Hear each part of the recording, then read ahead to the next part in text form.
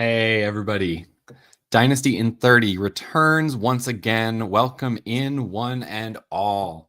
Got a smash episode for you today, or an episode that may make you want to smash your phone.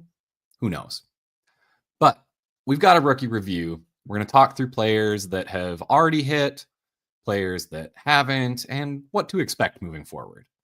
We'll be right back with Dynasty in 30.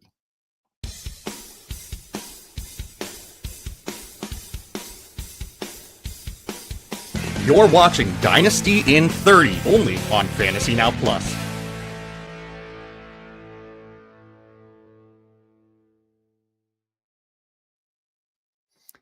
All right, I do need to remind everyone, Dynasty in 30 is a Fantasy Now Plus show. It's brought to you courtesy of our friends at Fins Talk Sportsnet. You can find the show live every Saturday on the Fantasy Now Plus YouTube channel or on FTSN Extra. Make sure you don't miss the rest of our content. We post strategy articles and news on the website. That's just fantasynowplus.com. You can always join our free Discord community. Remember, link is in the show description for the Discord.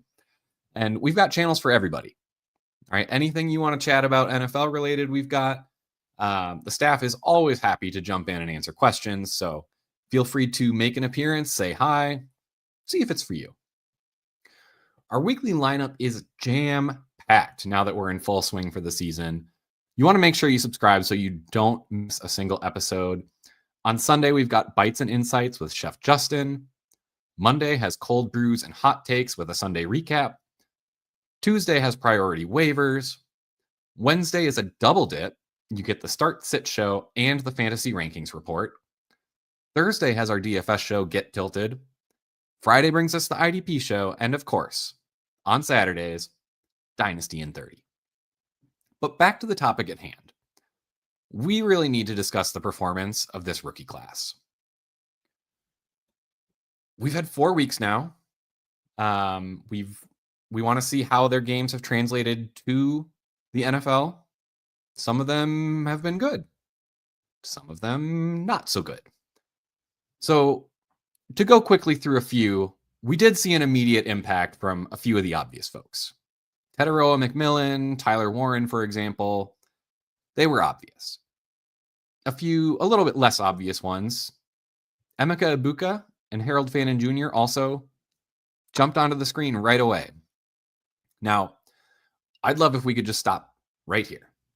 Just celebrate the successes. We don't always get to victory lap in this industry, and frankly, our misses get a lot more attention. So it comes with the territory, I guess. That said, we have had some players that were highly drafted. Okay, some of them we were touting as no-brainer picks, and they have started a bit slow. So we'll just start at the top. Ashton Genty, he did take a few weeks. All right, but we did see him break out finally. I honestly, I'm not worried at all about him, and I frankly would already just consider him a hit. But because we've only seen one really good week, I figured I would pull him down into that other category. Same kind of thing with Omarion Hampton. Started a bit slow, but all of a sudden the runway opened with the Najee Harris injury. If you are not competing this year, he may actually be a sell high candidate. The plan was always for him to split the backfield, but after Najee Harris went down, the Chargers just don't have a viable option for that. So he's going to get the workhorse treatment unless they bring in another back.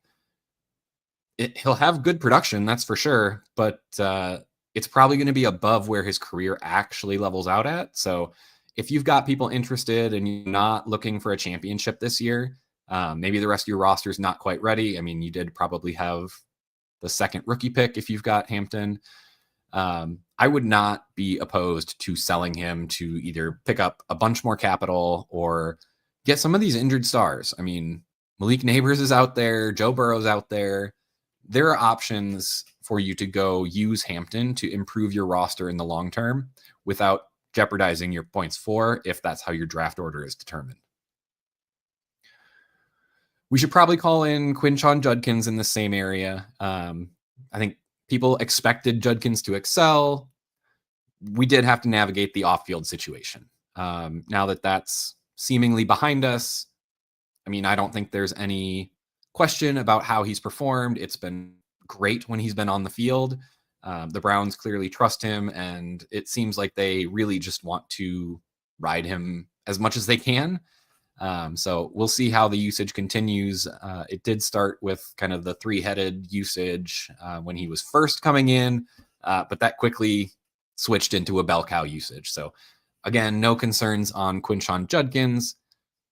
I think it was just a kind of weird situation with the off-field stuff and the legal stuff that had to be taken care of. A few more. Jackson Dart, Cam Scatabo, and Woody Marks, they have all exploded onto the scene over the past couple of weeks. Dart earned his opportunity to start earlier than we expected, and he started off his career with a bang, getting the upset against the Chargers in his first start. Scatabo obviously chipped in. He has taken over the lead back with Tyrone Tracy sidelined. I don't think we're going to see him give that back.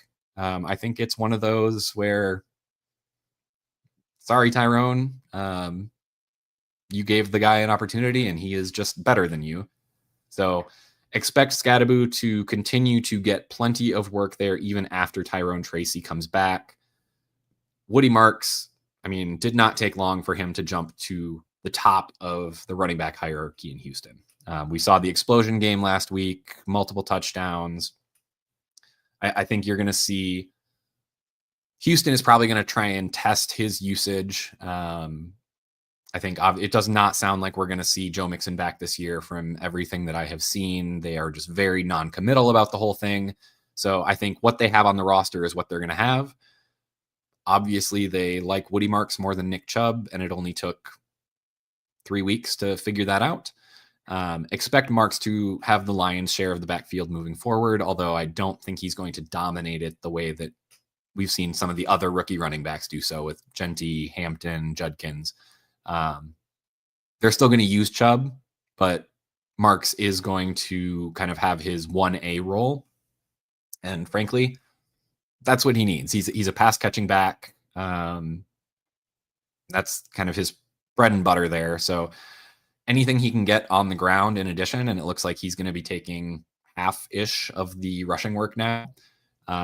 That's just kind of gravy on top for him. So his prospect profile was one that I liked more than kind of some of the draft projections. I think he always caught passes well, but I think when he went to USC and proved that he could actually handle the load, I think that, in my mind, did a ton for his draft stock.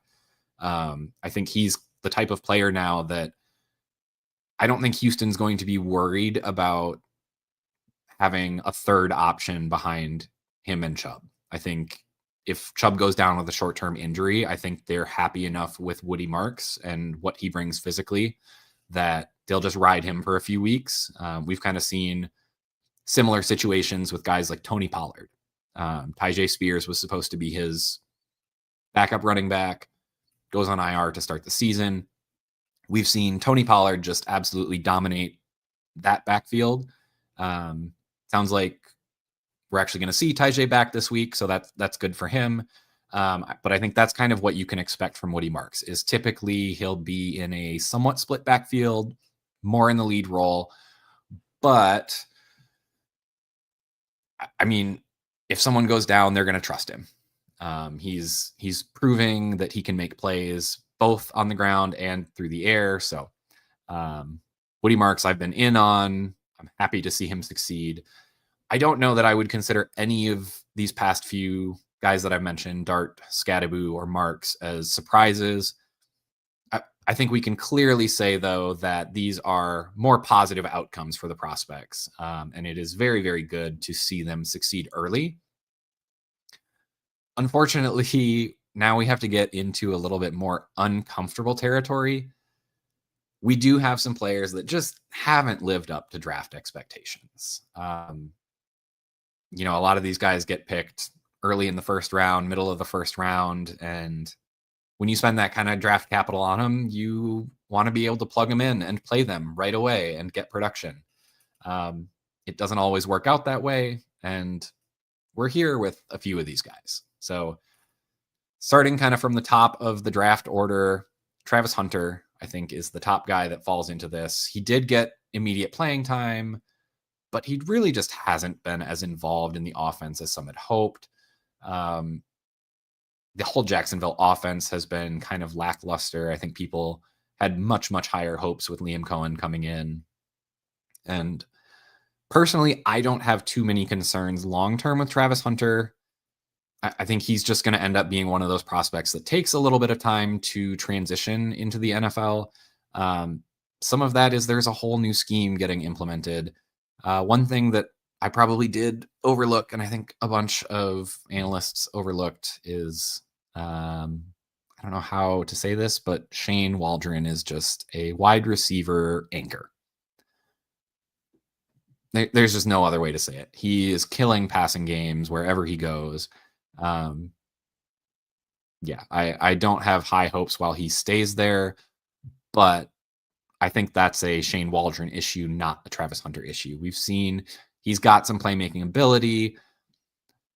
Honestly, I think Travis Hunter's the strength of his game is going to be kind of the short intermediate make plays after the catch. And I think that is really going to thrive as he gets more of a connection with his quarterback. So I want to see what it's like after he gets a full season with Trevor Lawrence.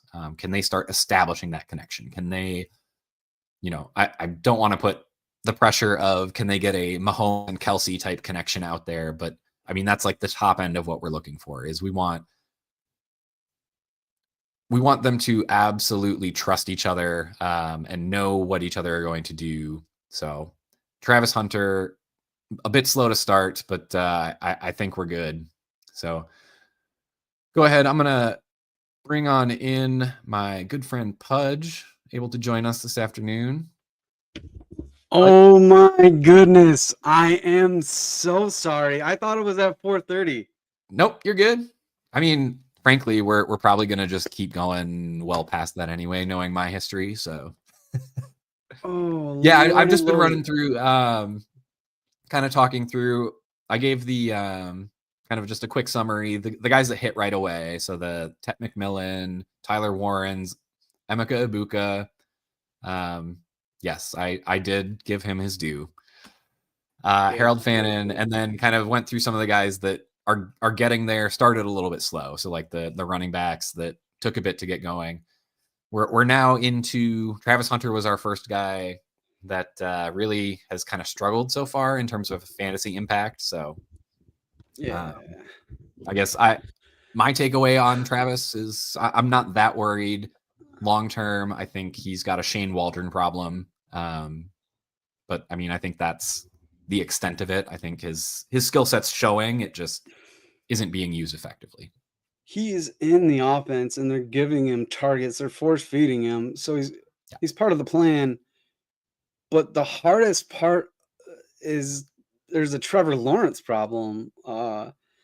Apparently he's not the quarterback that we all thought he was coming out of college. And he's just been flat and not good. Yeah, very true.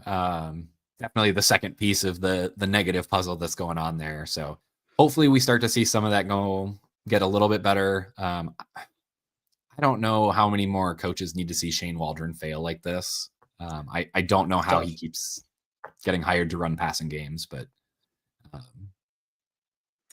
I mean, buy low, I guess. He's part of the fraternity. So yeah, buy low on any receivers that get Waldron and wait for him to leave. Yeah, get BTJ if you can. Yeah. Get him. While you can still get him. Yeah, so I guess the other guy, there was kind of the running backs, the one guy that hasn't really hit that was kind of in that top tier, Trevion Henderson. What are your thoughts on him? Have you seen anything concerning? Are you worried about him? No, we brought him up yesterday on the show, and like Josh and I were talking about, you don't use a Rolls Royce every single play. he is one of those guys. That's how they used him over at Ohio State.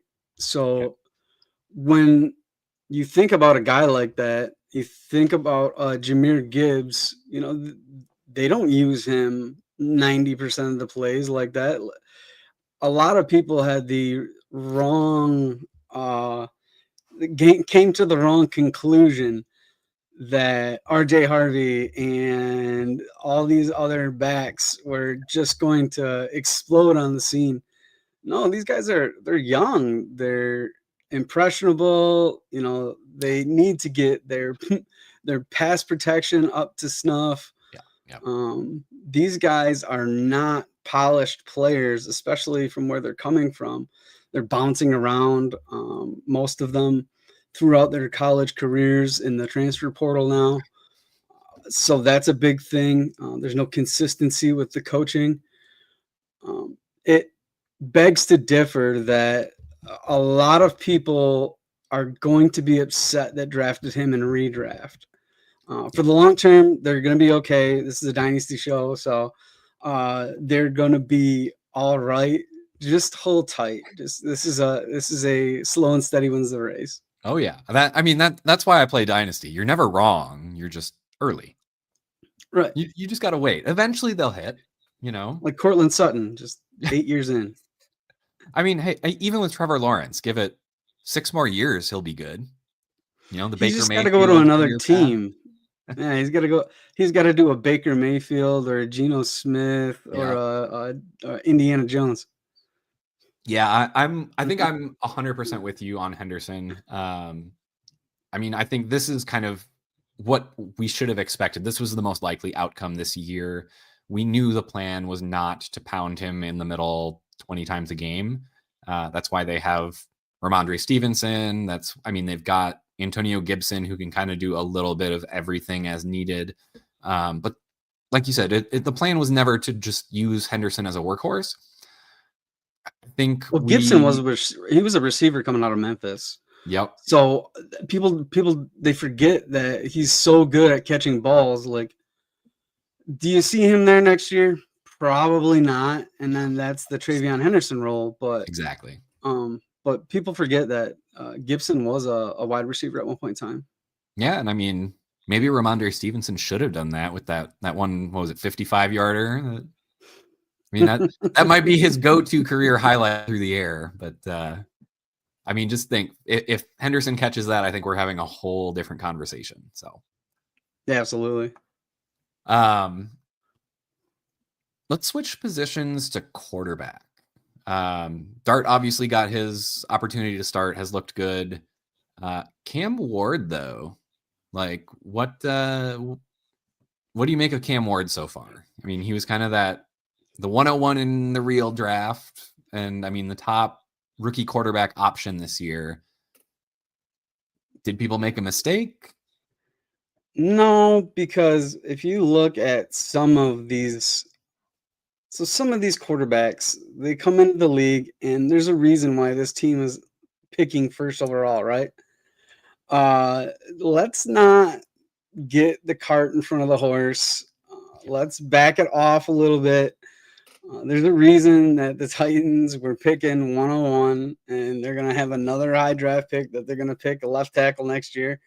And you trust them to get that right? If they don't, then like Cam Ward he's toast. So it's tough. I don't understand the urgency on Cam Ward. He does have the mindset. He's mad. He's upset. He likes to win. These are all good qualities. You want these in a quarterback, and he took most of the heat for his outburst after the game, after this game on Sunday.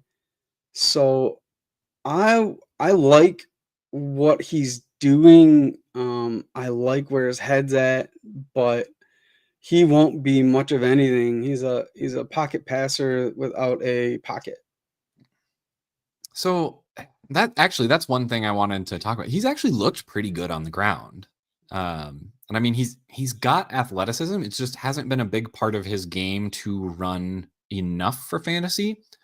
Do you think that's something that we should expect to see as he plays more and more? Or do you think that's something that he's just been coached against that is going to be kind of against his nature? I think they have to see it if they want to win games. Yeah. He's not going to be, obviously, he's not Josh Allen or Lamar, or he's more of like a Mahomes scrambler. He's more of Yep. a Jackson Dart, I think, will be a pretty good, comparable running styles in the pocket.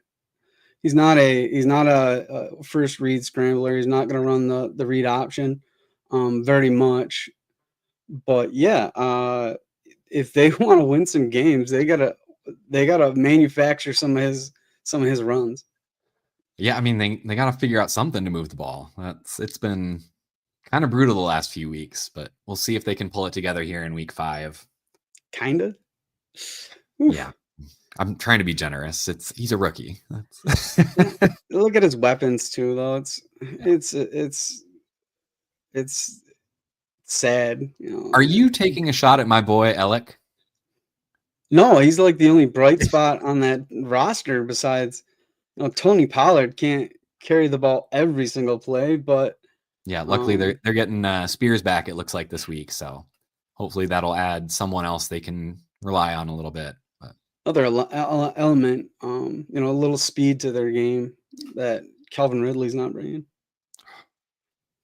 Yeah, I don't know what's up with him. He apparently is just toast. So, trying to think. Rounding out kind of those first round picks. You kind of mentioned RJ Harvey.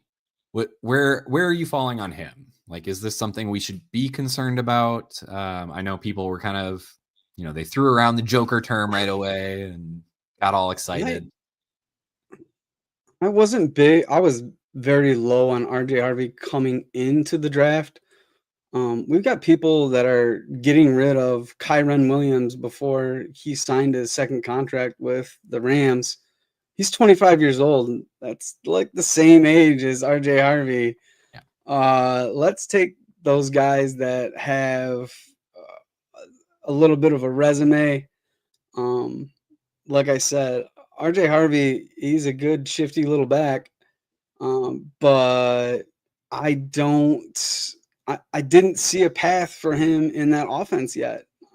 He's going to be more like a Alvin Kamara. They're going to bring him along slow, like they did Kamara with the Saints and Ingram. History repeats itself. Yeah, I was gonna say. I mean, I think the bull case for RJ Harvey was always those Saints teams with Peyton,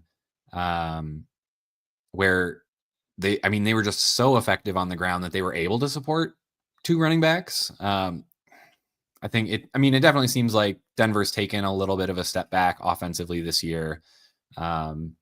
Whether you want to consider that like a sophomore slump or, it's early still. Maybe they're just gelling still. But yeah, I mean, we haven't seen the dominance on the ground that people kind of harkened back to back when, yeah, it was Mark Ingram and Kamara and who else? It was Bush and Jimmy they had Graham. like Pierre Thomas for a while. Like whoever it was, they were playing. They were like supporting multiple running backs every week. So I think people kind of got a little wish heavy there, hoping that it would get back to that instead of being more grounded in the most likely scenario. It's fun to wish. High hopes for new players. If you don't have hope, what do you have? Let's a lot of nothing. Yeah, quick break here. Let's answer a few questions. We've got to start sit here. Choose one flex with a whole bunch of strong options. Jacoby Myers, Woody Marks, Kamara, McMillan, or Genty. Choose one flex. How are you Genty flexing one? Genty's got to be it. Unless he's your starting running back. It'd be Genty, and then next would be Marks for me. How about you? Yeah, I think it's got to be Genty first. With the usage we saw after that, I mean, I'm pretty close on Jacoby and Woody Marks. I think what we saw last week with Marks was like ceiling outcome, obviously. I mean, he's not going to score 2 touchdowns every week.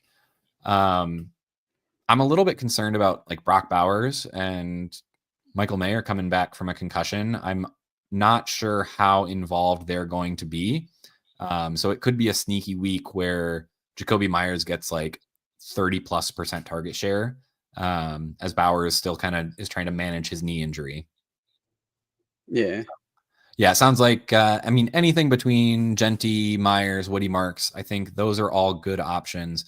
I'm a little more hesitant with Kamara. We just haven't seen the pass catching that we were hoping for coming into the year. And then McMillan, kind of been up and down. He's really not been producing at a high enough level to justify going over the other guys. Been solid, but I mean, I think more of like that consistent, wide receiver 2, wide receiver 3 area. So yeah, he's getting the targets. He's just not producing yet, and that'll come. So, But okay, we don't got a start him until we see it. prediction question here. Is this a yes or no? Is Cam going to hit Alec for a touchdown this week? Oh, they're playing what, Carolina?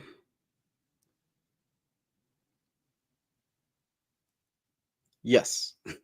See, I'm going to go no. I think they're going to I think they're going to end up running it. I think it's going to be Pollard and Spears, and we haven't seen Cam hit 13 fantasy points more than once this season.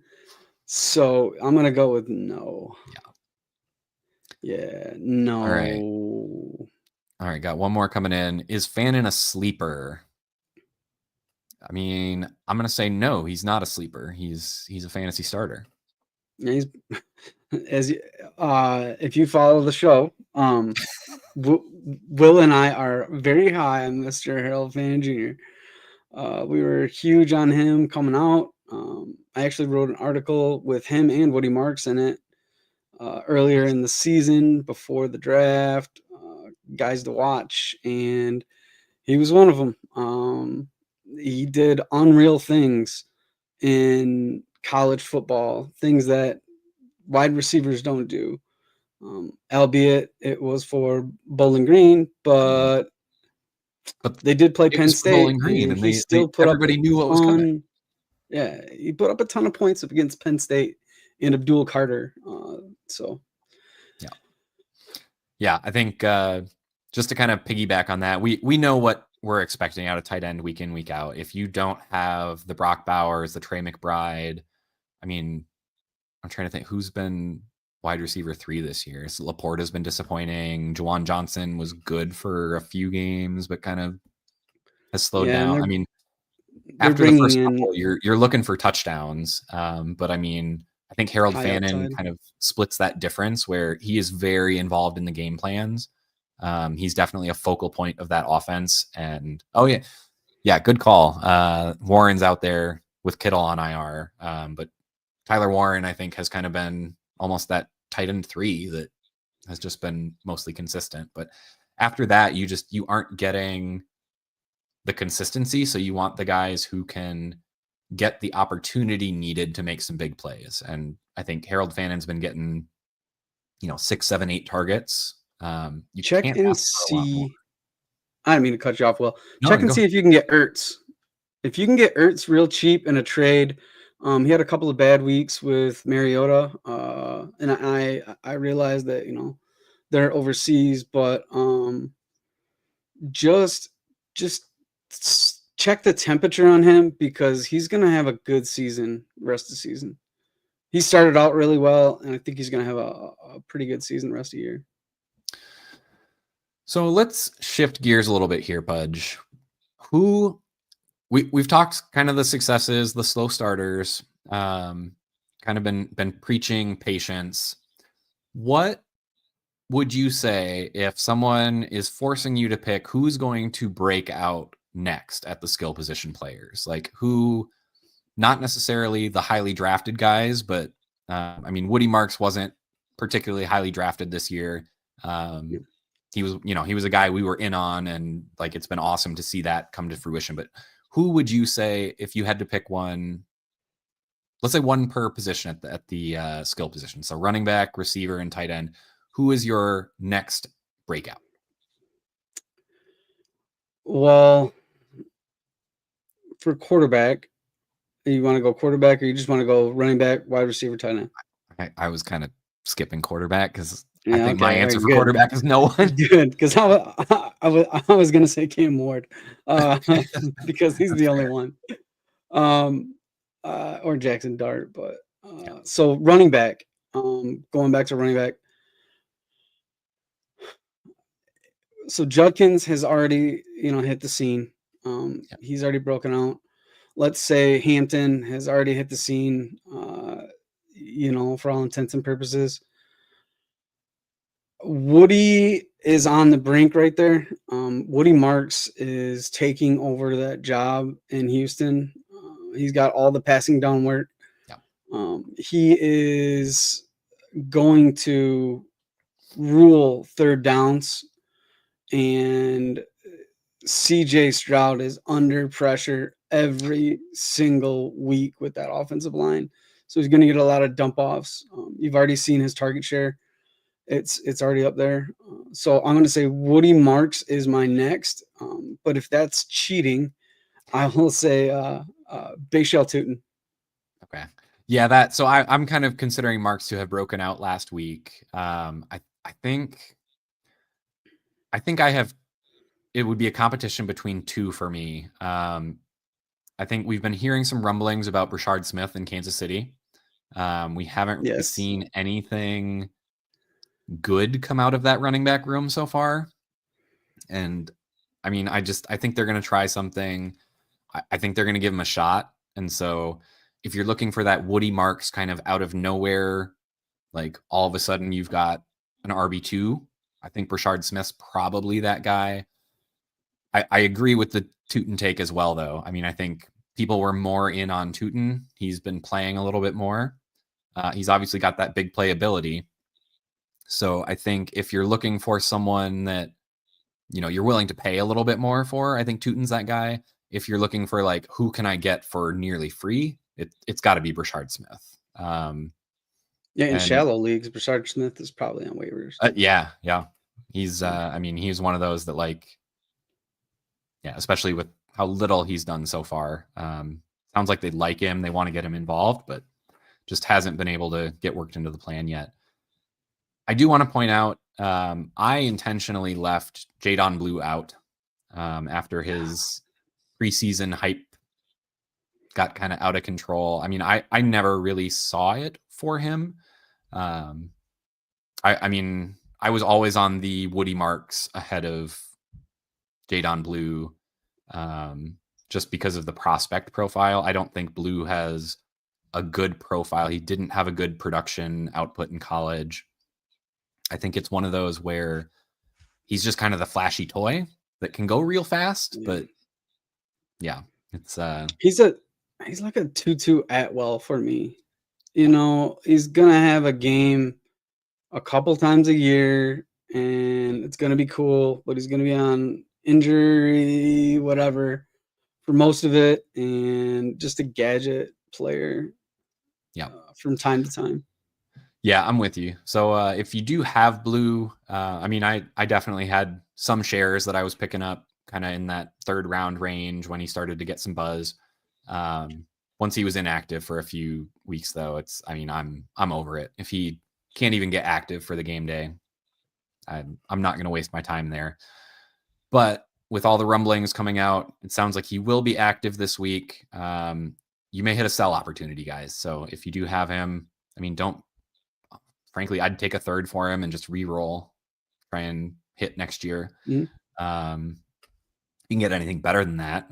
Absolutely. That's a smash. So yeah, you can get a second for him. Oh yeah.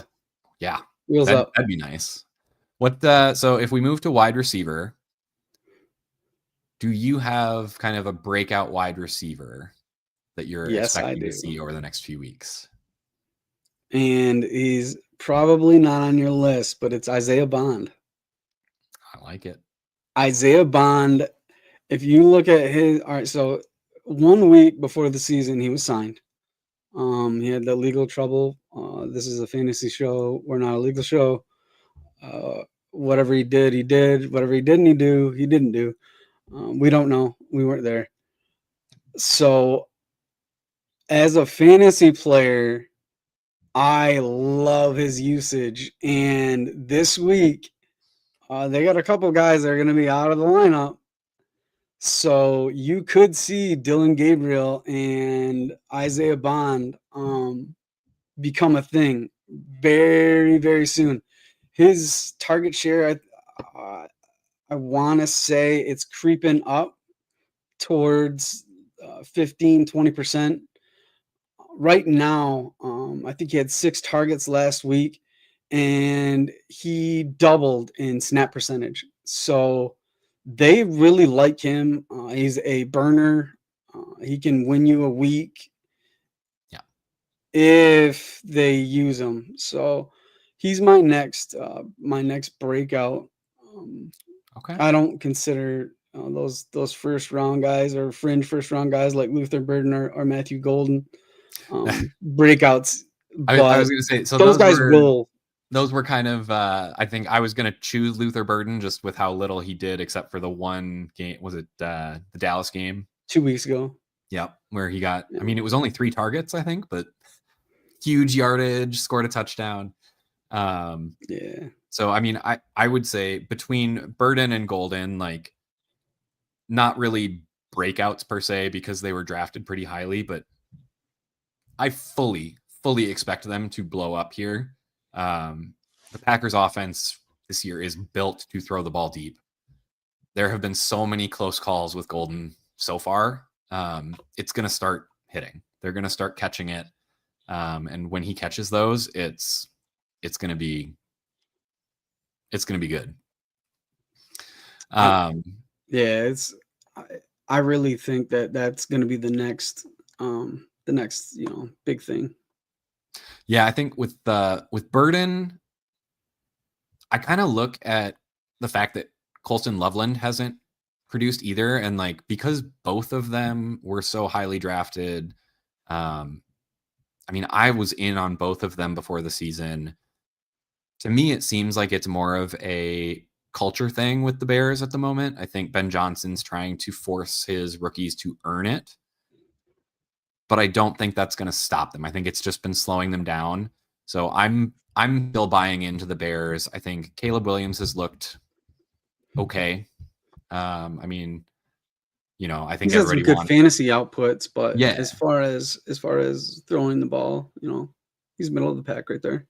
Yeah, it's been hit or miss. There have been some times when you're like, okay, this is the guy they drafted 101, and then there's times where you're like, oh, this guy plays quarterback, huh? Right, exactly. So I mean, I'm going to buy into Ben Johnson. I think coaching in the NFL makes a huge difference, and I trust Ben Johnson as an offensive coach. So I mean, I'm trusting that they're going to get Burden going. I think you're going to see Olamide Zaccheaus get phased out. Burden's going to step into that role. Loveland's going to step into some of that role as kind of the slot option from a tight end perspective. So I think you're going to see good things out of Golden and Luther Burden as well here shortly. So keep the faith. Don't sell low. Don't bail. Hold. Buy if you've got nervous managers. Nothing we've seen should be worrisome for either of those players. He's a field stretcher as it is. So he's like a JAMO type of wide receiver, and he's young. He's extremely young. He was 20 years old before he got. I mean, like during the draft. So let's look at that too. He's still got a ton of growth and maturity to go through. Definitely. Tight end, I feel like we've got more options at tight end. There's kind of been I really liked this tight end class, and it seems like there's several guys who have gotten quite a bit of playing time kind of right from the get-go, which is a little bit unusual. So who we saw Fannin burst onto the scene right away. Warren was awesome right away. Kind of mentioned Loveland there. He's been injured and kind of out. But what's your thoughts on the tight end landscape? Who would you be trying to invest in before they hit?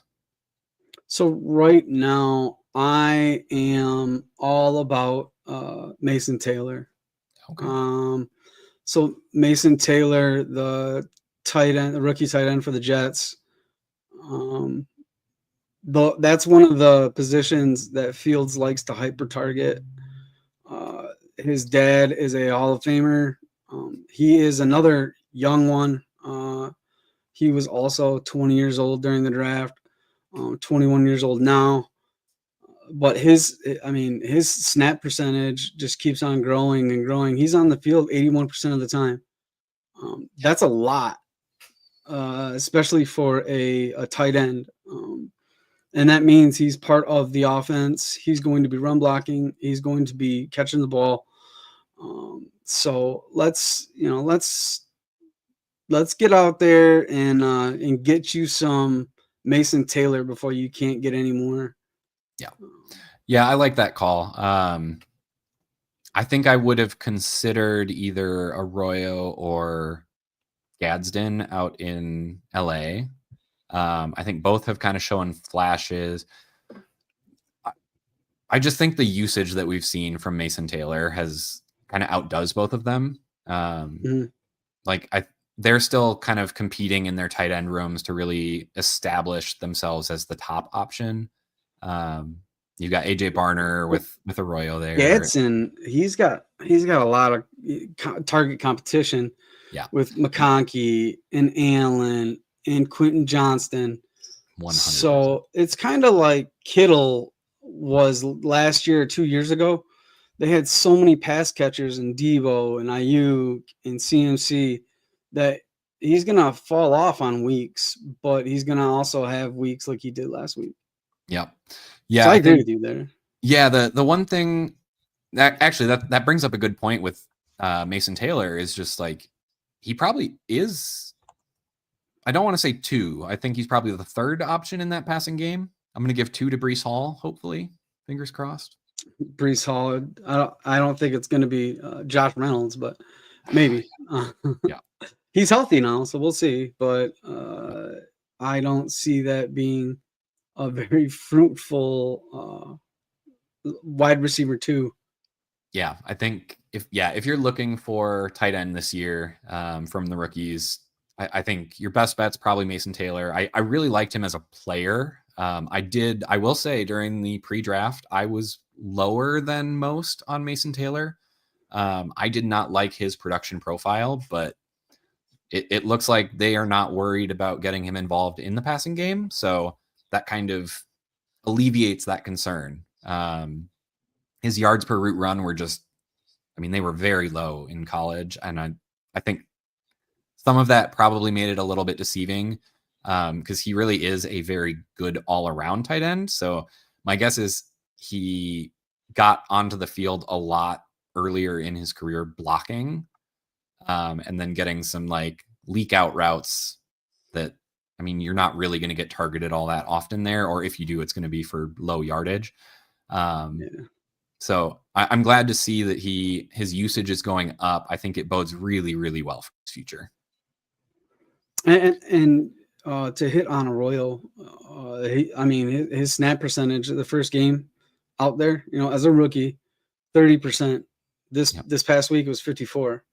So you want to look at guys like that. Yep. Usually rookies after that bye week, that's when they incorporate them as a 100% part of the offense.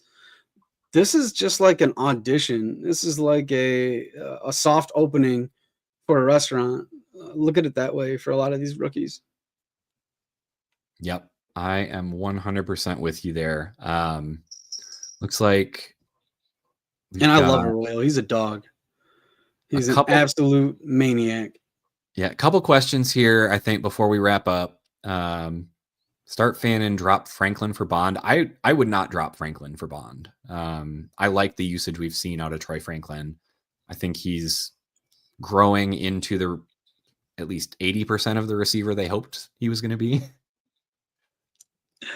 Pudge I don't disagrees. trust that offense right now. Yeah, I maybe just go ahead don't and drop trust it. I would do it. I don't see Franklin being that guy. And if he is that guy, you're never going to be able to tell which week, and he's going to be on your bench. The week that Marvin Mims hits, he's going to be in your lineup. So I just have a really, really tough time without anyone named Cortland Sutton or J.K. Dobbins right now in that offense. Yeah, I think that's a good point. Is like that might be one of the like kind of breakout types, the archetype that just like you don't mind missing because it's a little bit more of a low percentage and the ceiling just isn't all that great there anyway.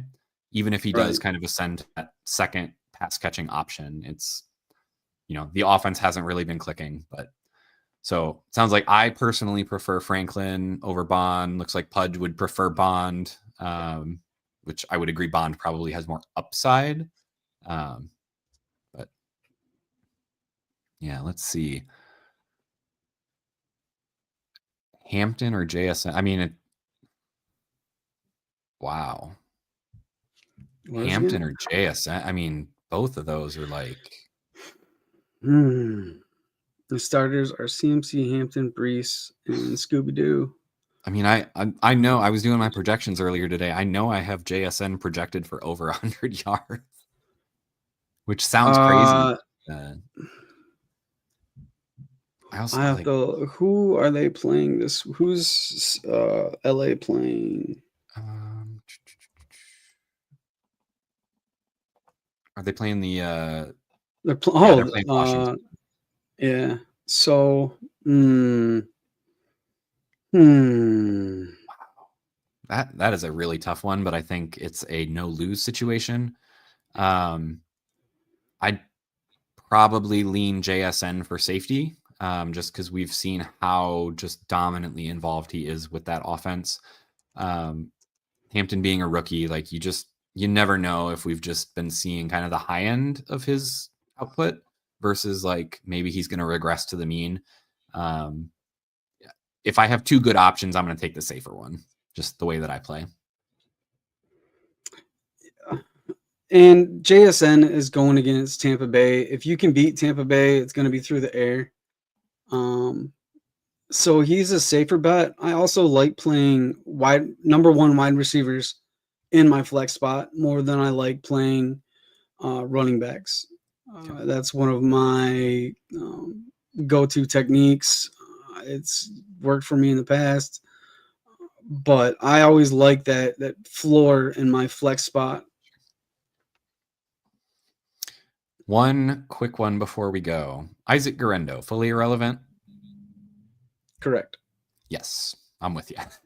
Yeah, once they brought in Brian Robinson, I mean, he now needs 2 injuries to see anything significant. So, yeah, he fell under the Jordan Mason. I was unavailable, so I am trash to Shanahan. Yep, absolutely. It happens to every single back there. All right. Well, again, we are over 30 minutes. My apologies to anyone who is a literalist. But my apologies to you. Oh, I couldn't believe I thought it was 4:30. I'm so sorry. No, I mean, you're just used to seeing it end at the end of that. So you just don't realize that we start that much earlier and just go long. So awesome. Well, thanks everybody for coming out. Make sure if you have not, please subscribe, like the video. It helps us with the algorithms. If you control the algorithms, you control the world. So help us control the world so we can bring you more good content. Until next week, guys, this has been Dynasty in 30. See ya. Thanks for listening. Be sure to like and subscribe wherever you watch or listen to podcasts. We'll be back next week for more ways to win your league.